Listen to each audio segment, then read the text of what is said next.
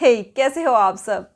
क्योंकि मेरे पास कुछ दिनों से कमेंट्स आ रहे थे कि मैं एक बुक रिकमेंडेशन से related, self help books recommendation से रिलेटेड वीडियो अपलोड करूं, तो जो आज का वीडियो है इसमें मैं वो सारी बुक्स जो मैंने आज तक पढ़ी हैं, बहुत ज़्यादा साल नहीं हुए हैं मुझे सेल्फ हेल्प बुक्स पढ़ना शुरू किए, बट फिर भी जो भी बुक्स मैंने आज तक पढ़ी हैं वो मैं आपके साथ शेयर करूंगी। कौन सी बुक लाइफ चेंजिंग थी, कौन सी बुक ऐसी थी जिसको पढ़ना मैंने बीच में छोड़ दिया, और कौन सी बुक ऐसी थी जिसको कि मैं दोबारा भी पढ़ूंगी। वो सारे जो मेरे पर्सनल एक्सपीरियंस है मैं उनको आपके साथ शेयर करूंगी एंड आई होप कि आपको उससे कुछ ना कुछ बेनिफिट होगा। आपने इनमें से कौन कौन सी बुक्स पढ़ी हैं वो आप मुझे कमेंट करके ज़रूर बताना। तो मैंने जितनी भी बुक्स पढ़ी हैं आज तक उनको मैंने सबको अपने सामने टेबल पे रख लिया है और मैं उनको वन बाय वन आपको दिखाऊंगी और उनके बारे में आपको बताऊंगी। शुरू करते हैं मेरी लाइफ की पहली सेल्फ हेल्प बुक से, और वो है ये tough times never last but tough people do by Robert Schuller. ये बुक मैंने खरीदी नहीं थी, ये बुक मुझे किसी ने गिफ्ट में भी नहीं दी थी, बट ये बुक मेरे दादाजी के जो बुक्स का कलेक्शन है मैं उसमें से खुद उठाकर ले आई थी, उनसे कह के परमिशन लेके कि ये बुक मुझे पढ़नी है। मेरे दादाजी को बुक्स का बहुत शौक है। उस टाइम पे मैंने कई बार कोशिश की कि मैं इस बुक को कंप्लीट पढूं, लेकिन मैं नहीं पढ़ पाई। फिर भी ये बुक एक फ्रेंड की तरह थी, मैं जितना भी इसको पढ़ती थी ये एक फ्रेंड की तरह होती थी। जब भी मैं अपने लाइफ में लो फील करती थी, ऐसी कोई सिचुएशन आती थी चैलेंजिंग सी, तो मैं इस बुक को पढ़ती थी और इस बुक को पढ़ के मुझे बहुत स्ट्रेंथ मिलती थी। तो लास्ट ईयर मैंने इस बुक को पढ़ना फिनिश किया।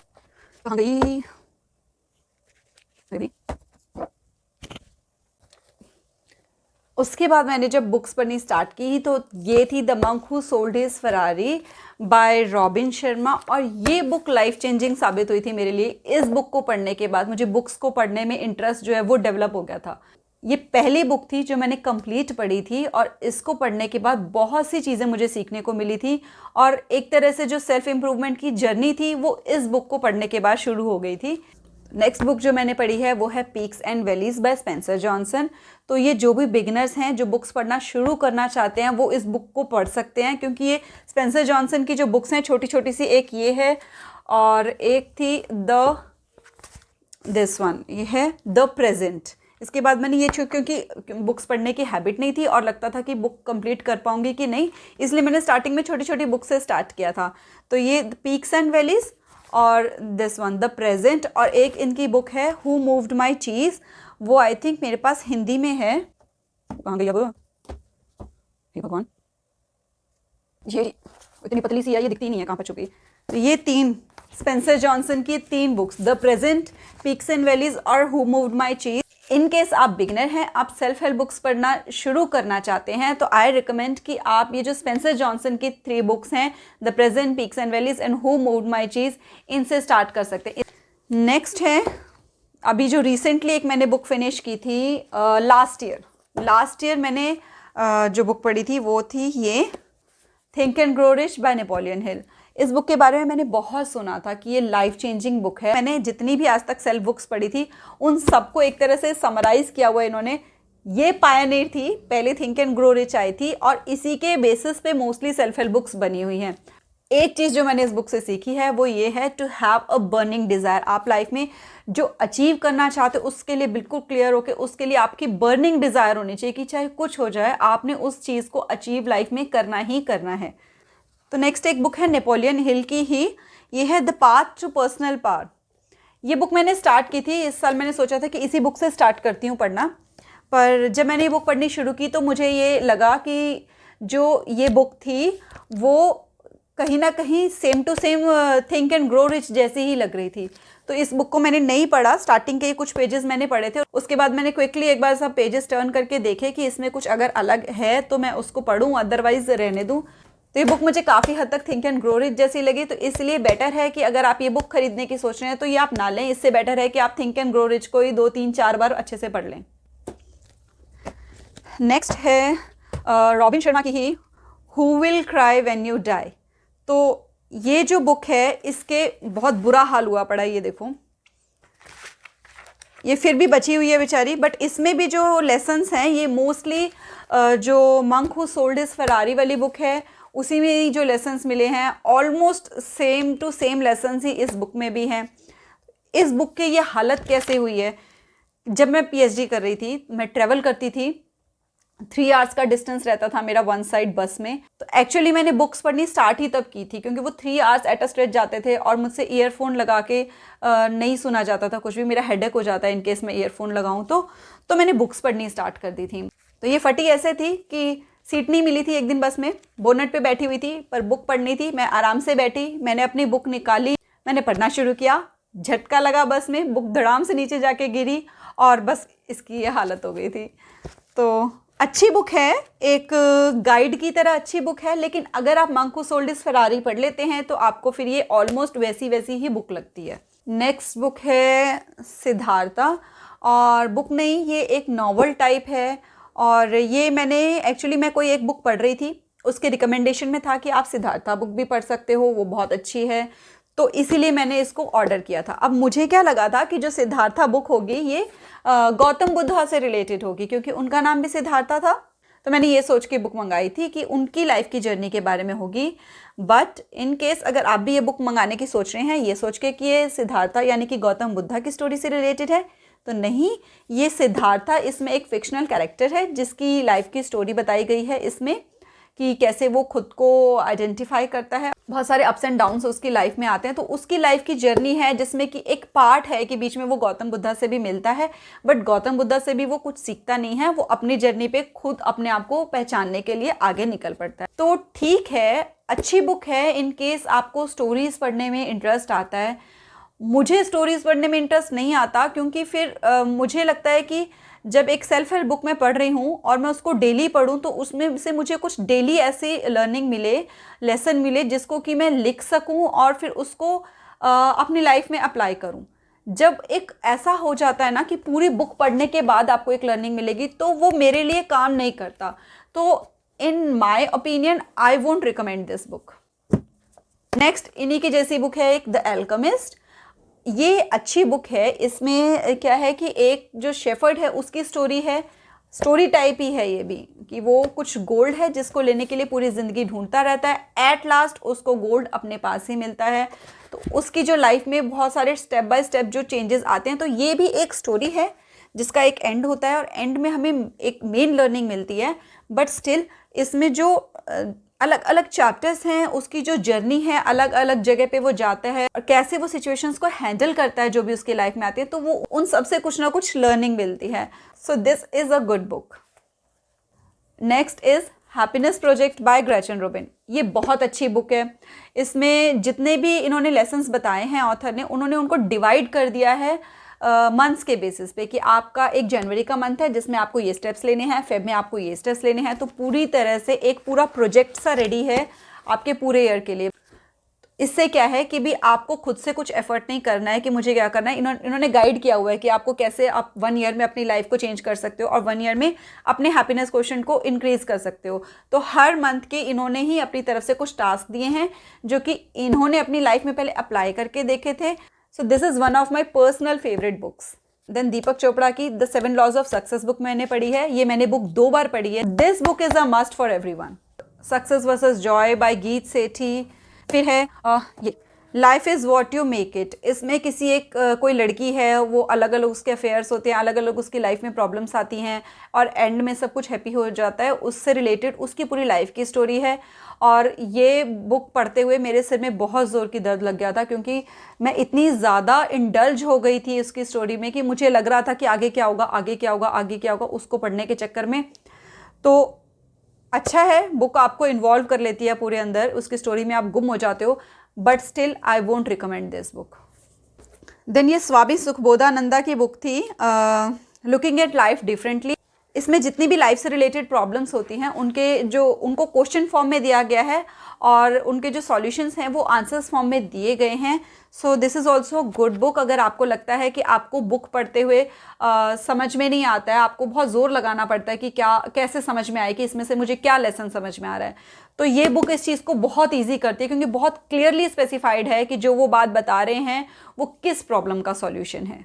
अच्छा, और ये ना मैं आपको सीधा मतलब ऑर्डर में किसी पर्टिकुलर नहीं बता रही हूँ कि पहले ये बुक पढ़ी थी, फिर दूसरी ये पढ़ी थी, तीसरी पढ़ी थी। जो मेरे सामने आ रही है मैं उसको वैसे ही आपको बता रही हूँ, क्योंकि मुझे याद भी नहीं है कि कौन सी पहले पढ़ी थी, कौन से नंबर पे पढ़ी थी। तो नेक्स्ट है ये सॉफ्टवेयर्स ऑफ पॉजिटिव थिंकिंग। जब मैंने पढ़ी थी तब मुझे बुक बहुत अच्छी लगी थी, लेकिन जब मैंने इसको दोबारा पढ़ना चाहा समराइज करने के लिए तो मुझे बुक इतनी अच्छी नहीं लगी। सो this is the best book you can read. और इस बुक के बारे में बताऊँ, मैं स्कूल में पढ़ती थी, जब ये बुक लॉन्च हुई थी तो ये बाहर डिस्प्ले में रखी होती थी एक बुक शॉप के, जहाँ से मैं डेली पास करती थी। तो मुझे देख के लगता था, मैं बहुत ज़्यादा अट्रैक्ट होती थी इसके कवर को ही लेके, तो मुझे लगता था कि एक ना एक दिन मैं ये बुक ज़रूर पढ़ूंगी। तो जैसे ही जब बुक्स पढ़नी स्टार्ट की तो फिर मैंने ये बुक ऑर्डर की, पूरा पढ़ा और दोबारा पढ़ने का मन करता है, आपको बहुत अच्छा लगता है, आप खो जाते हो इस बुक के अंदर। जो कलाम सर की जर्नी है वो इतनी ज़्यादा इंस्पायरिंग है कि आप आपकी लाइफ में जो भी चैलेंजेस आ रहे हैं ना, आप उन सबको भूल जाओगे और आप खुद पे बिलीव करना सीखोगे इस बुक को पढ़ने के बाद। So this is one of my personal favourite books. Next is Jack Canfield की how to get from where you are to where you want to be. ये बुक मैंने 2 बार पढ़ी है। इस बुक में सब कुछ ऐसे लिखा हुआ है ना कि जब आप इसको पढ़ रहे होते हो ना, आपको पढ़ते पढ़ते साथ में ना एकदम से आपको मोटिवेशन मिलनी शुरू हो जाती है, आपको एकदम से सब कुछ क्लियर होना शुरू हो जाता है अपनी लाइफ में कि आपको क्या करना है, उसको आप कैसे अचीव करोगे। तो बेस्ट बुक है ये वाली, और this is also one of my personal favourites. अब है द सीक्रेट, जो कि आप लोगों ने सबने नाम सुना हुआ होगा, लॉ ऑफ अट्रैक्शन पे बेस्ड है।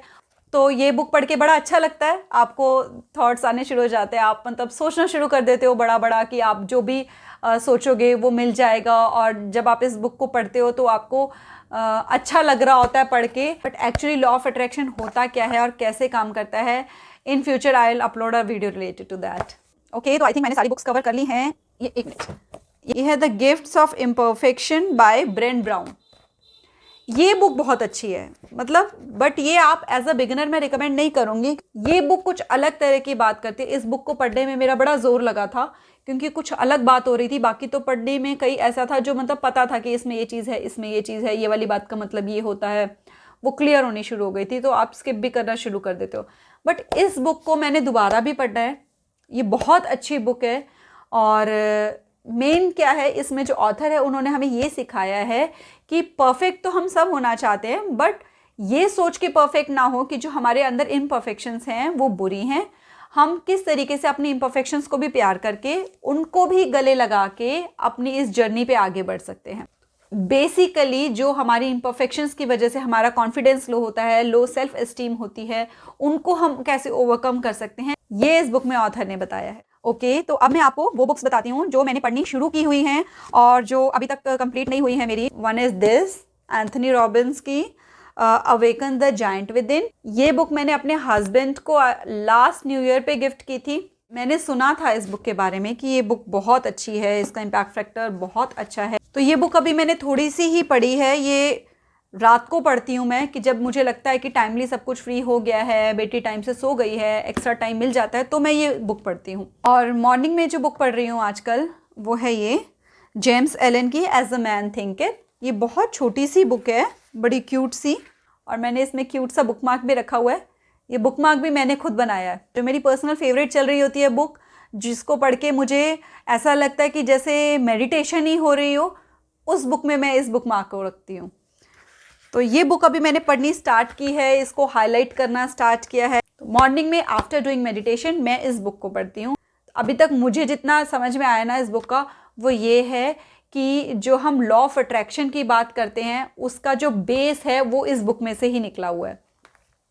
और एक बुक है जो मैं आजकल पढ़ रही हूँ, ये है men are from Mars, women are from Venus, और ये है जॉन ग्रे की बुक। इसके मैंने अभी कुछ एक चैप्टर्स पढ़े हैं और ये पढ़नी मैंने लास्ट 2 ईयर से शुरू कर रखी है। ये अभी तक मेरी कंप्लीट नहीं हुई है, बट जब मेरा ऐसे ही फ्री टाइम में कोई बुक पढ़ने का मन होता है तो मैं इस बुक को पढ़ती हूँ। वैसे मैं ये रिकमेंड करूँगी कि ये बुक जो है हर किसी को पढ़नी चाहिए, क्योंकि ये बहुत हेल्प करती है आपके रिलेशनशिप को स्ट्रॉन्ग करने की। क्योंकि ये बुक जो है ना, ये हमें बहुत क्लियर कर देती है जो हम एक्सपेक्ट करते हैं ना अपने हस्बैंड से या अपनी वाइफ से, कि जो मैं एक्सपेक्ट कर रहा हूँ वो तुम क्यों नहीं करते। ये उसका रीज़न बताती है कि जो ऑपोजिट जेंडर होता है वो हमारी ही तरह क्यों नहीं करते, क्या डिफरेंस होता है एक मेल में और एक फीमेल में। और जब हम इन डिफरेंसेस को समझ जाते हैं ना, तो बहुत सारी बातें जो है वो हमारे माइंड में क्लियर हो जाती हैं। तो ये बुक मेल्स एंड फीमेल्स के जो बेसिक नेचर होता है उनके बारे में बताती है कि क्या डिफरेंसेस होते हैं। तो इन केस आप चाहते हो कि इस बुक को मैं पूरा फिनिश करूं और इसकी समरी आपके साथ शेयर करूं तो मुझे कमेंट सेक्शन में ज़रूर बताना।